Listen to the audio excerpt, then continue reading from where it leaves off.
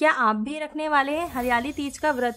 तो रखने से पहले इस वीडियो को जरूर देखें। यह वीडियो आपके लिए वरदान साबित हो सकती है। इस वीडियो में आपको हरियाली तीज से संबंधित सभी जानकारी देखने को मिलेगी।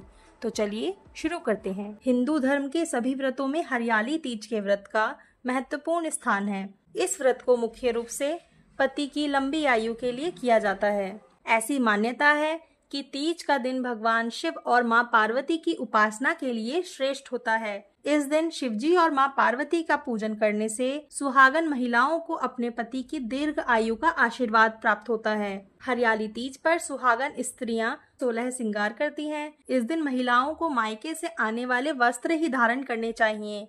साथ ही मायके से आए हुए श्रृंगार की वस्तुओं का ही प्रयोग करना चाहिए। यह सब हरियाली तीज की परंपरा है। तीज के त्योहार को साल में 3 बार मनाया जाता है। पहला हरियाली तीज, दूसरा कजरी तीज और तीसरा हरतालिका तीज। हिंदू पंचांग के अनुसार हरियाली तीज का त्योहार रविवार 27 जुलाई 2025 को मनाया जाएगा।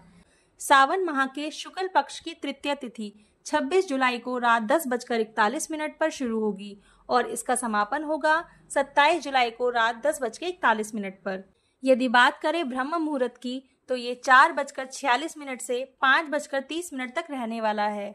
प्रातः संध्या सुबह 5:08 से 6:14 तक रहेगी।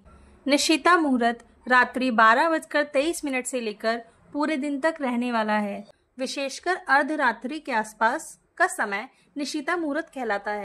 सायं संध्या का समय 7:16 से 8:22 तक होगा। आज का अभिजीत मुहूर्त दोपहर 12:19 से 1:11 तक होगा। रवि योग शाम 4:23 से पूरे दिन रहने वाला। अमृत काल दोपहर 1:56 से 3:34 तक। विजय मुहूर्त दोपहर 2:55 से 3:48 तक और गोधूली मुहूर्त शाम 7:16 से 7:38। हरियाली तीज पर महालक्ष्मी राजयोग बन रहा है। यहाँ मंगल पहले से ही उपस्थित है। ऐसे में चंद्रमा मंगल की युति से महालक्ष्मी राजयोग का निर्माण। ऐसे में पूजा पाठ, दान, भजन कीर्तन करना बेहद शुभ हो जाता है। यदि हम बात करें हरियाली तीज का धार्मिक महत्व, हरियाली तीज को भगवान शिव और मां पार्वती के पुनः मिलन का प्रतीक माना गया है। पौराणिक मान्यताओं के अनुसार मां पार्वती ने भगवान शंकर को अपने पति के रूप में प्राप्त करने के लिए 108 जन्मों तक कठोर तपस्या की थी।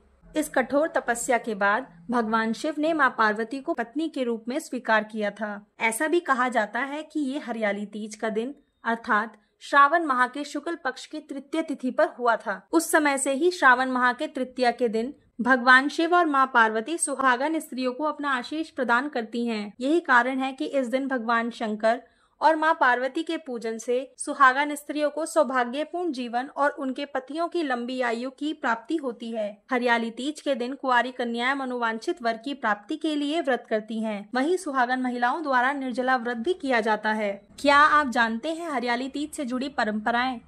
सावन के माह में आने वाले त्योहारों को नवविवाहित स्त्रियों के लिए अत्यंत विशेष माना गया है। हरियाली तीज से एक दिन पूर्व सिंजारा मनाने की परंपरा है। सिंजारा को कहीं कहीं सिंदारा दूज भी कहा जाता है। इस दिन ससुराल पक्ष से नवविवाहित स्त्रियों को वस्त्र, आभूषण, श्रृंगार का सामान, मेहंदी, मिठाई आदि भेजी जाती हैं। इस तीज के अवसर पर मेहंदी लगाना अत्यधिक शुभ माना जाता है। साथ ही हरियाली तीज पर पैरों में आलता भी लगाया जाता है। यह सुहागन महिलाओं के सुहाग की निशानी मानी गई है।